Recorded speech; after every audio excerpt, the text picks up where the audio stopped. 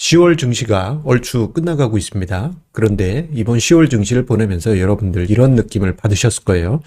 대형주, 그리고 시가총액 관련주들은 정말 쭉쭉쭉 상승하는데 대부분의 종목이라고 할 수 있는 코스닥이라든가 스몰캡은 정말 재미없었다.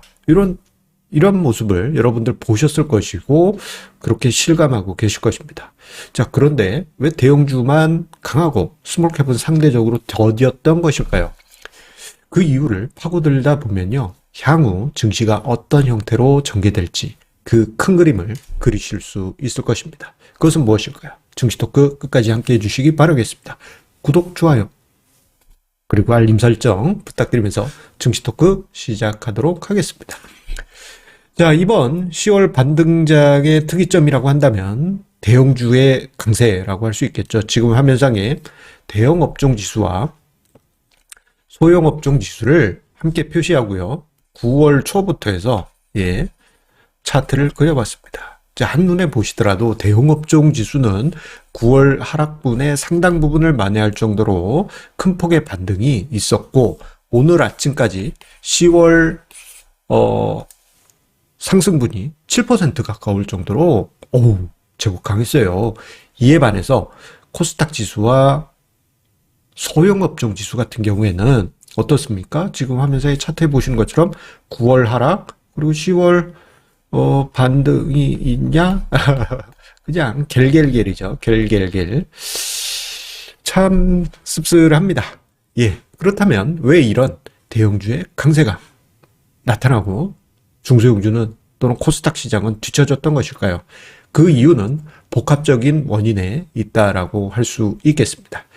자, 이 원리, 복합적인 수급 원인, 이렇게 생각하면은 복잡할 수 있겠는데 라고 생각할 수 있는데, 이걸 한마디로 요약을 해보게 되면요, 소형주의 얇은 수급 구조에서 그 원인을 찾을 수 있다, 그렇게 정리를 해볼 수 있어요.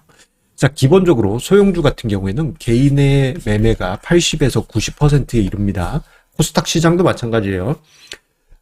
이런 와중에서 시총도 작기 때문에 거래대금 자체가 기본적으로 얇습니다. 호가를 보시면 대형주에 비해서 얇죠. 그냥 뭐 몇백만 원으로 그냥 푹 치는 종목도 있을 정도니까요.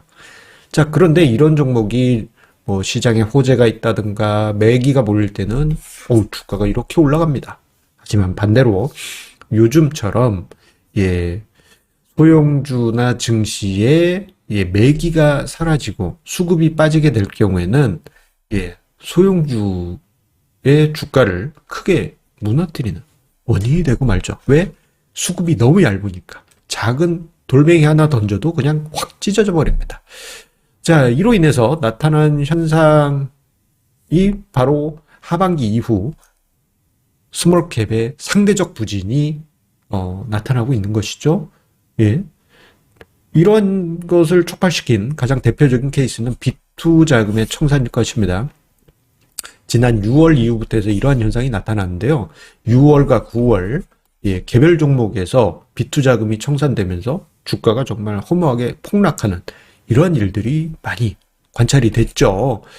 자, 그런데 이게 1월에도 발생했었단 말이에요.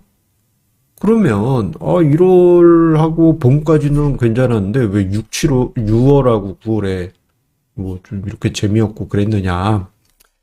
어떻게 보면 요 원인이 또 큰 이유라고 볼 수 있습니다. 바로 하반기마다 반복되는 주기적인 현상입니다. 이게 무슨 얘기냐?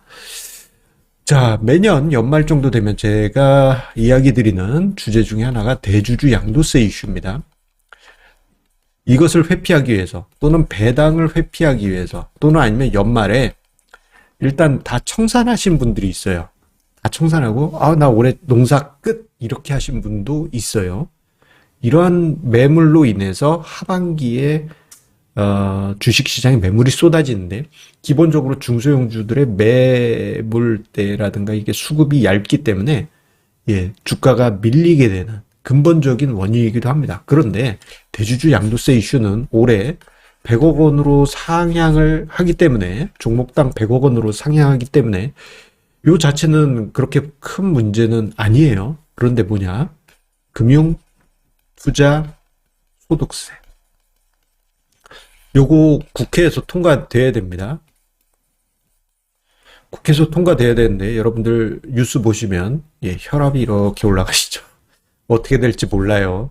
그러다 보니 금융투자소득세 이거 시행될지도 모르니까 2년 유예하기로 했지만 정부에서는 2년 유예 얘기했지만 어떻게 될지 모르기 때문에 일단 탈출하고 보겠다.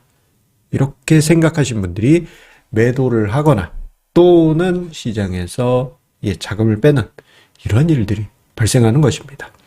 자, 그 상황이 이제 세 번째 이유인 근본적인 자금 이탈에서 발생하고 있는데요. 자, 최근에 그 시중의 예금 금리 보면요. 1금융권에서 한 5% 가까운 경우도 있고요. 1년 예금이. 제2금융권, 저축은행 같은 경우 한 월요일에 6.5짜리도 바글바글했어요. 와. 자, 저 정도 시중금리다 그러면 증시의 자금이 이탈될 수밖에 없는 근본적인 원인이 됩니다. 자, 그러다 보니 이 모든 것이 하반기에 지금 집중이 되면서 그리고 시중금리 올라간 것도 보면 하반기에 확 올라갔잖아요. 특히 10월. 자, 이러한 것이 복합적으로 발생하면서 소형주, 거래대금이 얇고 수급이 얇은 소형주에는 부담 요인으로 작용했던 것이죠. 그런데 이러한 요인들은 생각해보면 대형주에도 똑같아요. 그런데 대형주에는 왜 악재가, 그러니까 크게 영향을 미치지 못했느냐? 그 이유는 이렇다 생각합니다. 가장 큰 게 대형주는 수급이 두꺼워요. 두껍다는 얘기는 정말 많은 투자자들이 관여한다는 얘기죠. 대형주 같은 경우 개인 투자자의 거래대금 비중이 한 절반 정도 됩니다. 코스닥이나 스몰캡 같은 경우는 거의 90% 되는 것에 비해서 기관이나 외국인의 비중이 큰 것이죠. 그렇기 때문에 다양한 수급 주체들이 있기 때문에 앞서 언급드린 어떤 주기적인 이유, 뭐 빅투자금 강제 청산, 근본적인 자금 이탈이 있다 하더라도 개인 투자자의 빈자리를 메울 수가 있어요.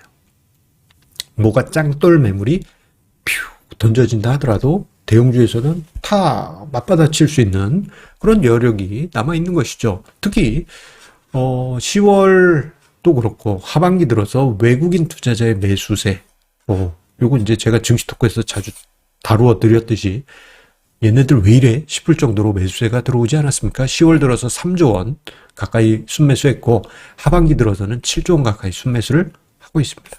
외국인들이 사들이니 대형주가 상대적으로 강하게 되고 특히 외국인 같은 경우에는 여러분들 쓸 때 텍스트로 볼 때는 외국인이라고 읽으시고요. 마음속으로는 로보트라고 생각하십시오. 이게 미국 사람 로보트 말고요. 기계 로보트. 왜 기계 로보트냐? 이 기계 로보트란 얘기는 자금을 집행한다 그러면 이렇게 집행하거든요. 외국인은 패시브 전략, 즉 지수 관련 대형주만 삽니다. 살 때는 어떻게 사냐? 산다 그러면 기계적으로 사요. 체결 가능한 호가로 펑펑 치면서 삽니다. 그렇기 때문에 지수를 끌어올리는 원인이 되거든요. 결국 시장에 지수를 긍정적으로 움직이게 하는 요인이 되게 됩니다. 여기에 증안펀드, 아직까지는 뭐 활동하고 있다라는 이야기가 들리진 않고 있습니다만, 증안펀드가 개입이 되게 되면 외국인 투자처럼 지수 관련 대형주를 움직일 수 있고, 그리고 증안펀드가 시행되게 되면 공매도 금지도 병행이 되기 때문에 공매도 금지는 또 뭡니까? 대형주에만 지금 진행이 되어 왔죠.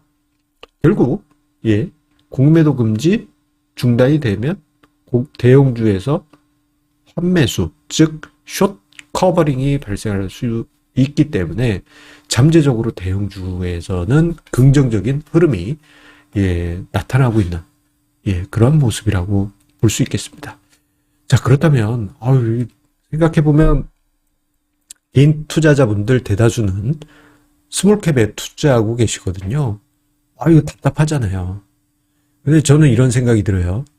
만약에 주식시장이 상승한다 한다면 일단 주가 지수가 먼저 올라가서 길을 만들고 길을 틔워주고 길을 넓힌 다음에 그 다음에 스몰캡이라든가 코스닥 시장이 움직인다라고 생각합니다. 즉 먼저 길을 대형주들이 뚫고 쭉 가주면은 이제 소형주들이 뒤따라서 조그만 거 적은 거 뒤따라서 이렇게 이제 따라가게 될 겁니다. 그리고 그 과정에서 주기적인 이유, 상반기마다 집 나갔던 뭘 회피하려고 했던 자금들 다시 상반기에 들어오면서 다시금 시장의 수급이 중소형주에 유리한 흐름이 나타날 수 있어요.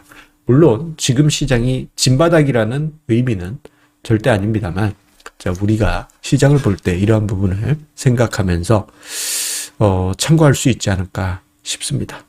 자, 한 가지 공지 안내 드립니다. 자, 바로 오늘 저녁 7시에서 9시, 이제 몇 시간 안 남았어요.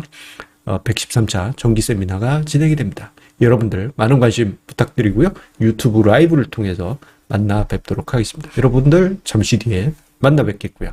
그리고 마지막으로 자, 우리 애청자님들의 슈퍼땡스와 그리고 라이브 챗 감사드립니다. 자, 여러분들의 후원 덕분에 큰 힘 없습니다.